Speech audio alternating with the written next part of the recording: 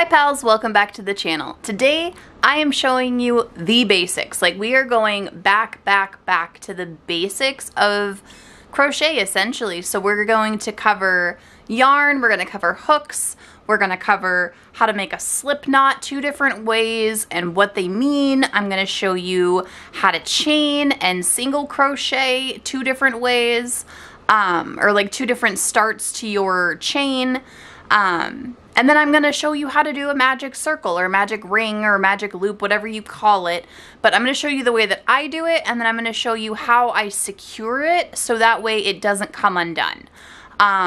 Yeah, so the first thing we're going to cover is hooks and yarn, and I think we should get right into that. Okay, so for this video, currently we are using Red Heart Super Saver in Retro Stripes. This is a worsted weight, size 4 medium weight yarn. And then I'm using a 5mm or an H crochet hook. This is the one that I use for pretty much every single thing that I make with worsted weight yarn. Now, the caveat to that is for worsted weight yarn, if you look on a yarn label, it is a size 4 yarn, medium weight, but it tells you to use a 5.5mm hook. Or an eye hook, and that is totally okay. You can listen to what the label says. I personally only use a 5mm hook. And then I wanted to show you, this is a Lion brand yarn. This is the Mandala Ombre yarn, and it's the same in the Red Heart Super Saver, which is what this is. This is just a different colorway, but this is Red Heart Super Saver, and it also shows, there we go. It also shows a 5.5mm hook for a medium worsted weight yarn. So it's just like that across the board for all of them. I have a 5.5mm hook that we could use today, but the difference in these 2 hooks and why I use them is you can, let's see if I can make it show. The one on the right hand side has a different inlay than the one on the left hand side. The one on the right is more soft and curved, and this one's more tapered or more inline, so it's like a stronger grip on the yarn in my opinion, and I just really prefer this type of hook where it's a little pointier and not as rounded at the top than I do this style hook. They're both great, they both work the same, I just prefer this one, so that's why I tend to use it, and I really love the handle on this hook. This handle's also great, it changes colors when you use it. I love this hook too, but because the actual hook head is not the way that I like it, I just don't use it as frequently. And the only way that I know that this is a 5.5mm versus a 5mm is because I have this little tool that I got with my knitting needles, and it just fits in the 5.5mm. It doesn't go into the 5, so it fits perfect in 5.5. So that's how I know that it is, even though it's not marked or anything. I have to do the same thing with my wooden hooks because they don't have labels on them anymore. I peeled them off because I pick at things. This is the only one that's left. I have one more, and this one I peeled off too. But yeah, so this is just a handy little tool that you can use. They sell them on Amazon or on Etsy. They don't have to be the Knitter's Pride kind. This one shows it in millimeters, and then it also shows it in knitting needle sizes.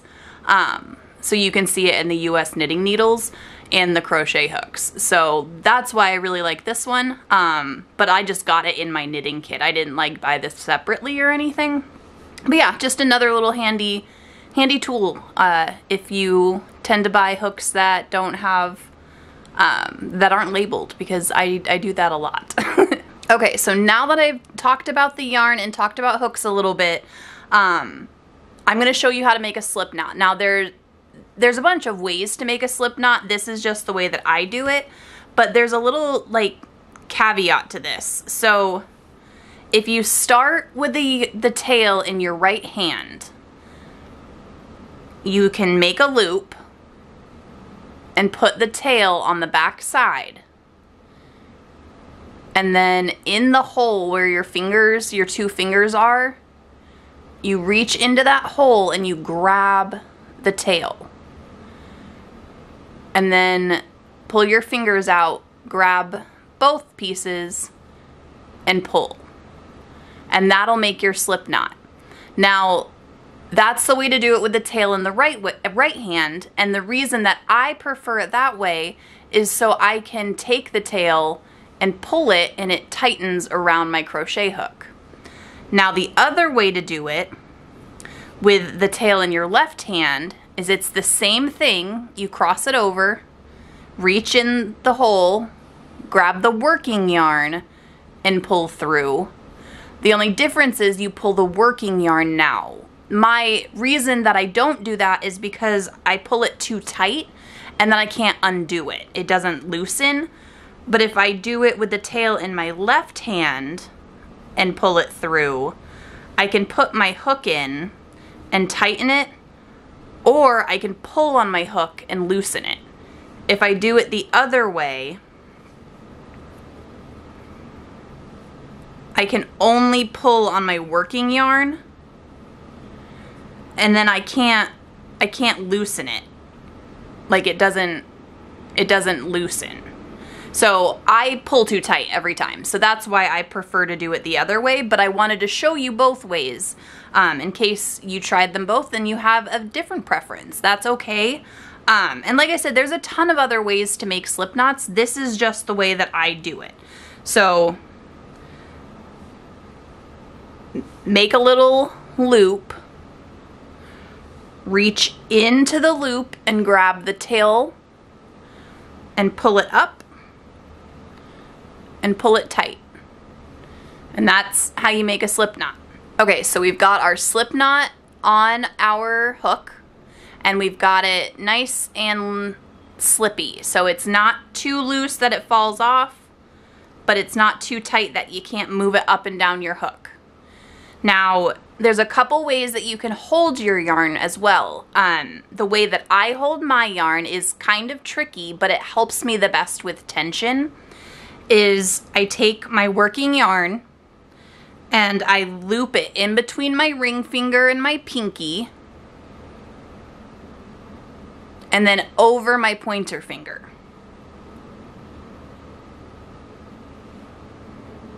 So pinky, around, over, and I hold it. And then this lets me loosen and tighten my pinky finger against my ring finger so I can let the yarn slide through, or I can close them and I can't pull the yarn anymore. So if I loosen just a little bit, the yarn still has tension, but it pulls. So that way my stitches don't get too loose. You can also just put your yarn in between your pointer and your middle finger and crochet that way. You can loop it around your pointer finger and hold it. You can just hang on to it and yarn over like you do for knitting. There's a ton of different ways. Just try a few of them and see which one feels the most comfortable to you. There's also 2 ways to hold your crochet hook. Well, there's probably more than that, but the 2 main ways are the knife hold, which you grab over top like you're cutting something, or there's the pencil hold, like you hold it like a pencil. I can do either. This way is a lot more gentle on my wrists and my hands. This way I tend to like grip it really hard and my hands get really tired after a while. But for some people it's the opposite. This is more stressful on their hands than the pencil hold. So try them both out, see which one you like better, try a couple different yarn holds, and yeah, just go from there and see what's the easiest and most comfortable for you, because it doesn't matter what anybody else says or thinks. Your preference. This is your craft and you're the one making it. So make yourself the most comfortable and do it the way that you like to, that allows you to continue making the thing that you want to make. And now we get to start chaining. So I'm going to wrap my yarn, and what I like to do in the beginning is I hang on to the tail. I like to have, now this is a bit longer than it should be, but I like to have like 6 to 8 inches of a tail to work with, just so I've got some working yarn, and then it's easier to weave in the ends at the end. So I hang on to the tail, and I have my pinky up against my ring finger so my yarn's not moving. And from the back of your hook, you're going to go over the top of it, and you want to hook your yarn into the hook. And then I twist my hook a tiny bit back towards me, and I pull it through the loop by pulling on the tail. And that's how you make your first chain stitch. To keep doing that, you just go over the back of your yarn again, or back of your hook again, and you keep pulling through. Yarn over the hook, twist a little bit, pull. Yarn over the hook, twist a little bit, pull.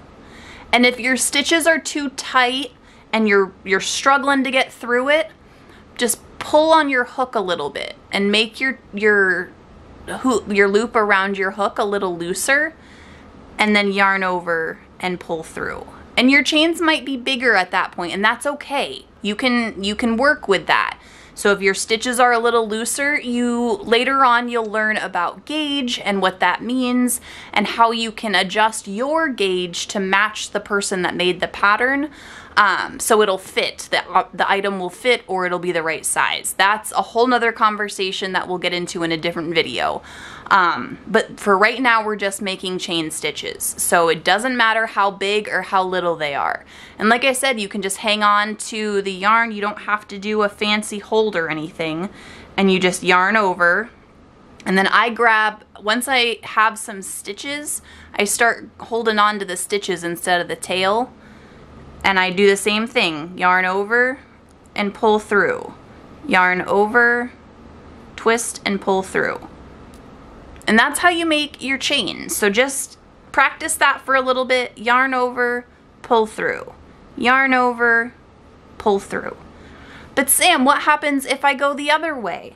Oh, so you yarned under instead and you pulled that through? That's okay.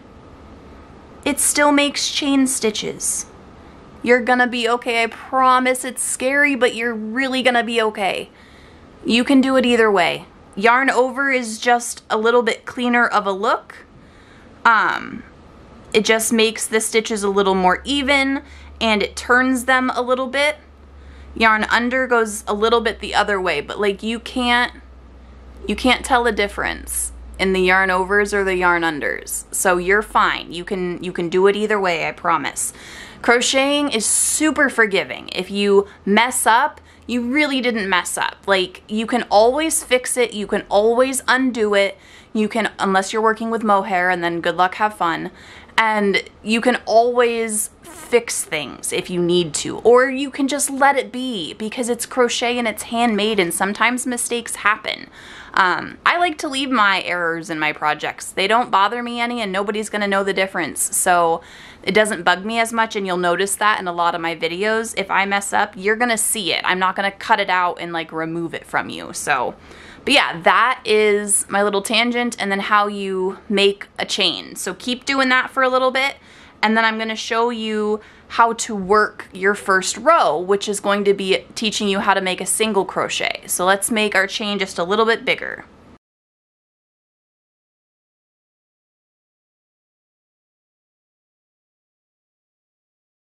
Okay, now for single crochets, what I did, so we've got 21, I chained 21. And what we're going to do is I'm going to show you two different ways to single crochet.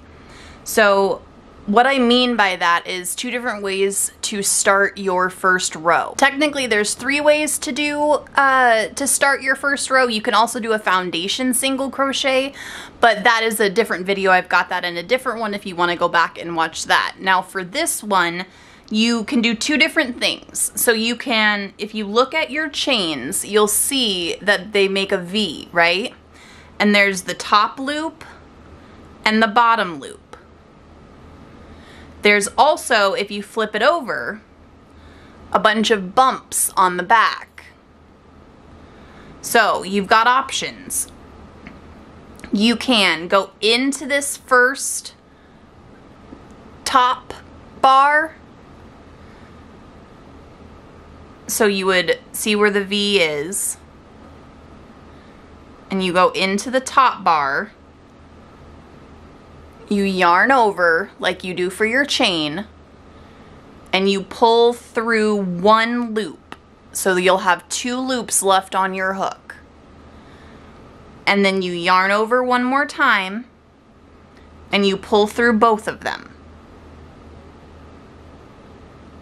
So you go into that top loop, yarn over, pull up 1 loop, so you've got 2, yarn over again, and pull through 2.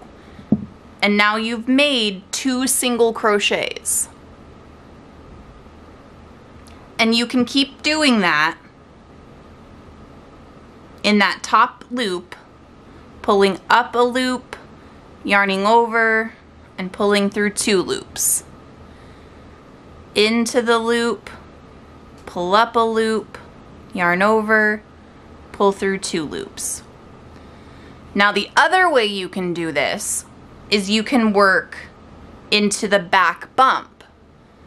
So you would just go, you would twist your work a little bit and go into that bump, yarn over like you've been doing, and pull up a loop, and then yarn over and pull through 2.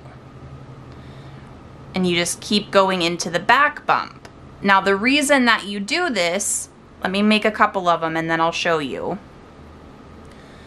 So insert, pull up a loop, yarn over, pull through 2, insert into the back bump and pull up a loop, yarn over and pull through 2.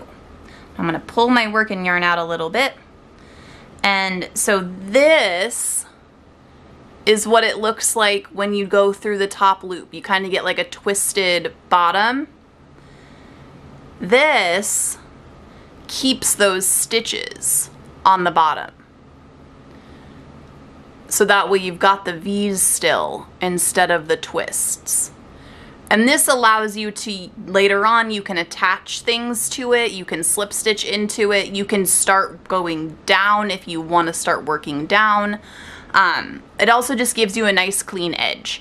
So there's multiple ways to do it. It really doesn't matter, just a preference on if you want to have a twisted seam or twisted edge or a stitched edge.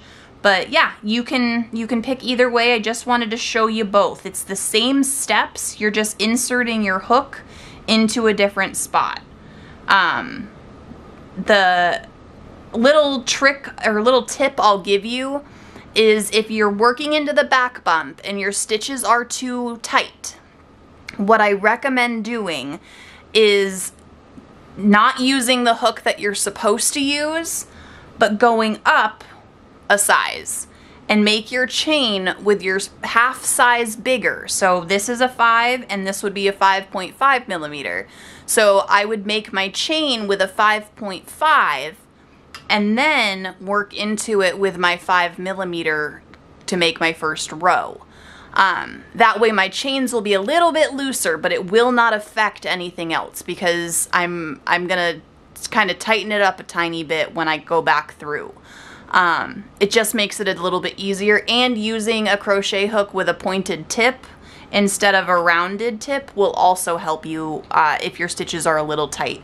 Sometimes it takes some work to get into those stitches. That's okay. It just means your tension's a little tight. Work on how you hold your yarn and how tight you hold it in your hook. So if you have it really tight and you can't pull on your hook, you're just gonna want to loosen it a little bit so your hook can pull that loop up. But yeah, so that is how you do a chain. It's how you single crochet 2 different ways. Okay, I'm gonna be honest, I totally forgot to show you this part, so I'm cutting into the middle of the video to show you how to do this. So Sam, what happens when you get to the end of your single crochet row and you've got the first row made? How do you do the second row? That's a great question. So you've got to the end. You still have your working yarn.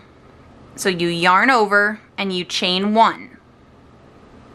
And that's gonna bring up the height so you can start row 2. Then you take your work and you flip it over And then now you have all these V's on top. So what you're gonna do, instead of just going into one of them, you're gonna go into both of them. So you'll have both V's on top, and you'll yarn over and make your single crochet just like you were doing. But you're gonna go into both stitches, unless it tells you in the pattern to go into the back loop or the front loop, it'll tell you. So to go into the back loop, you're literally just going to go from the top into the back. And it's just through one bar. And for the front loop, you go in through the front. In through the front, out through the back is how I remember that. So for, like I said, the single crochet, you just go through both bars, pull up a loop, yarn over, and pull through 2. And that's how you'll start making your second row. So let's make a couple more and I'll show you what that looks like. So we'll just keep going into the stitch, pull up a loop, yarn over, and pull through 2. And so now you have 2 rows of single crochets. And that's how you keep going. I'm so sorry I forgot to show you that, but I wanted to show you how you keep going. So if you want, you can get some cotton yarn and you can make a washcloth or a face scrubby or a dishcloth just by making single crochets and making a square. But yeah, so that's how you keep going. Now back to the other part of the video. And now it's time for the magic loop. I'm really excited about this part. So I'm gonna frog all of this, and frogging just means I'm gonna rip it out, like rip it, ribbit, haha. And then I'm gonna show you how to do the magic circle / magic loop / magic ring, whatever you call it. It's how you start a circle. All right, so now I'm gonna show you how to do the magic circle. So this is a way that you're gonna start like granny squares or beanies or things like that you want to start with a circle and you don't want to do a chain 3. So you can technically, you can make a chain 3. So we'll do what we did earlier. So 1, 2, 3. And then you can go into the first one and yarn over, and instead of pulling up, you're just gonna pull through the 2 loops. And that makes a teeny tiny circle that you can start working into, which I'll show you how to do. Don't worry if you don't know what working into means. Which is great, but you can't like cinch it really tight, so you always have like a little opening at the tippy top if you don't sew it shut.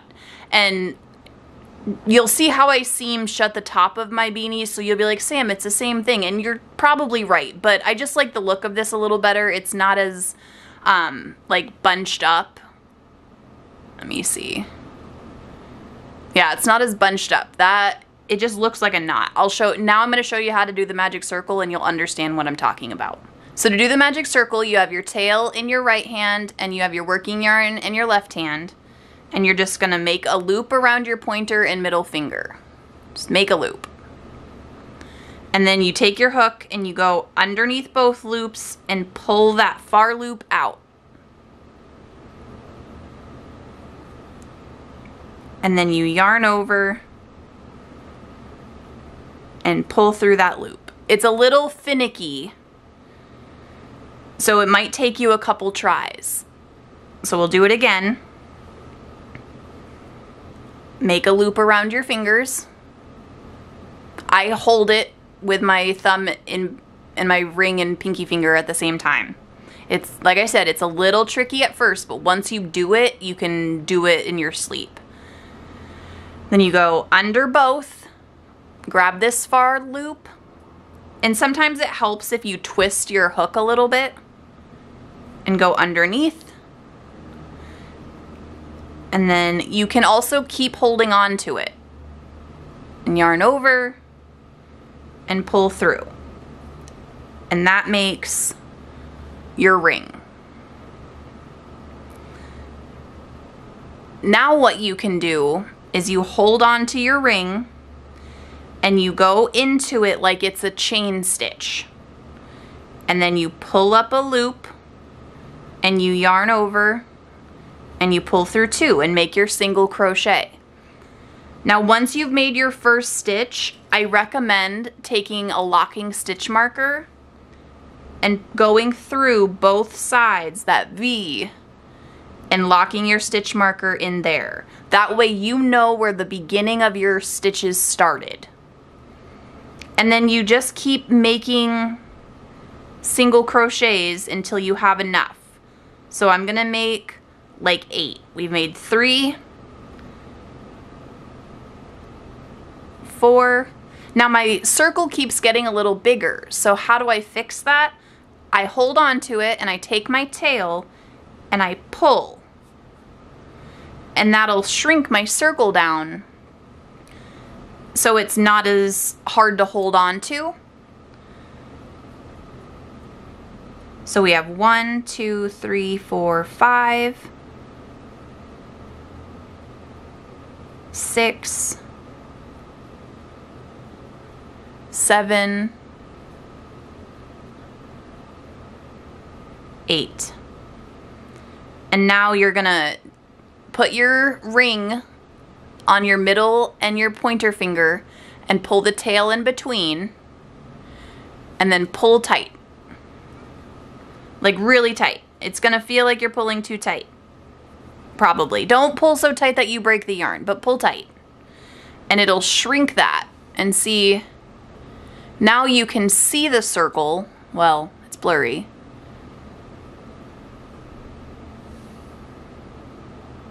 There. Now you can see the circle and it's not a bunch of stitches. And now you've got, so you have the 8 single crochets that you want in the circle. Now what do you do to make the circle a circle?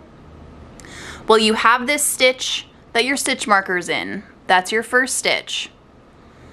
So what you do is you take your hook and you go into that stitch, the one that your stitch marker's in. You can take out, here I'll show you, you just take out your stitch marker. You don't have to worry about it or keep it in there. And then you just go into that stitch, yarn over, and pull through both loops. You're making a slip stitch there. And that makes you have a perfect circle. And then you just chain 1 to go up a row so you can start the second row around. And then you just single crochet like normal. You'll go through both loops, pull up a loop, yarn over, and pull through 2. Into both loops, yarn over, pull up a loop, yarn over, pull through 2. And then you just follow your pattern the rest of the way, whatever it tells you. If you're increasing, if you're just making a tube, if you're starting a granny square, it'll tell you what to do. But that's how you start the magic circle. So if you have any questions about that, please leave those in the comments and I can always make you like a short video and send that over as well. But yeah, that's how you make a magic circle. Okay, so I made the magic circle and then I made the circle a little bit bigger so I could show you how I finish it. So this is as big as I wanted to make it. So now how do I finish and like cut the yarn so it doesn't fall apart? So I just slip stitched my ends like I showed you to join that round. So they're separated and I go into that first stitch, yarn over, and pull through both stitches, and that closes my circle. And then I yarn over and I just pull through. And I pull out like, I don't know, 6 to 8 inches. This is a little bit longer, but, and then I cut the end and take the working yarn and I just pull until it comes all the way out. And now I have a little knot that holds that closed, and a tail here and a tail in the middle. So how do I get rid of these tails? So first thing is I hold it like this and I pull nice and tight so the circle's closed. And then I take a bent tip tapestry needle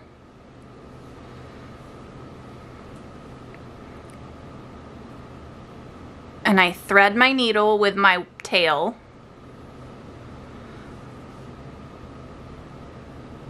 And then what I do is I take my needle and I go right into the stitch right next to the tail. And I take my yarn and I wrap it around the needle and I pull it through. And then I pull really, really tight and I slide that knot down into the middle, and that secures the ring. And then all I do is I take my needle and I just go into the stitches next to it and I kind of wiggle it in between all of the fibers. And I pull it through, and I do that a couple times so that way it's got a nice weaved in tail and it's not gonna come loose on me. And then I just take my scissors and I cut it, being careful to not cut my project.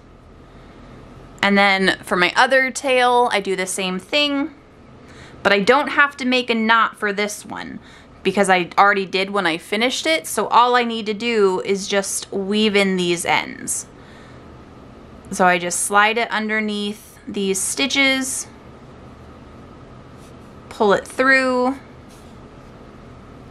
and then I kind of like pull my work back out so it's got movement and the tail won't come apart, and I cut it.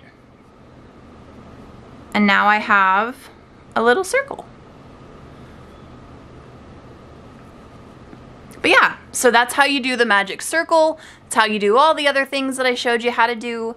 But yeah, so if you have any questions, of course, make sure you leave those in the comments below, or you can send me an email. It's just sam@sambartley.com, and I'll get back to you at least within a couple days. And normally it's pretty quick, but sometimes life is busy and it takes me a little bit. I try to do it as fast as possible though. But yeah, I hope you have a great cozy weekend, and I hope this video helps. If you have any other questions or want me to show you how to do something, drop that in the comments too. Make sure you are subscribed to the channel if you're not already. And yeah, I'll see you in the next one. Bye, y'all.